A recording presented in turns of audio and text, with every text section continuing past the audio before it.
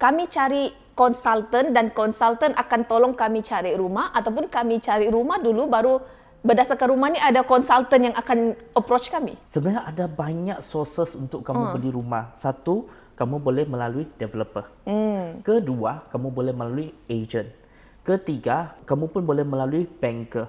Biasanya banker ni, diorang ada kenalan agent sama developer lah. So, ini 3 benda kamu boleh approach. Kalau kamu approach, diorang akan minta benda yang sama. Which is 3 bulan punya bank statement, 3 bulan punya payslip, sama EPF. So, pengiraan dia adalah berdasarkan dari DSR.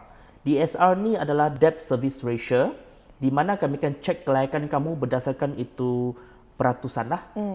So, contoh lah, kita bagi satu scenario. Vivi, sekarang anggaran gaji kamu berapa sudah sekarang? Dalam 3,000.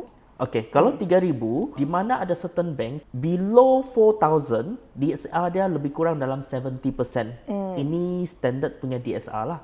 So, kalau 70% dari 3,000, dalam 2,100 itu adalah kelayakan DSR kamu.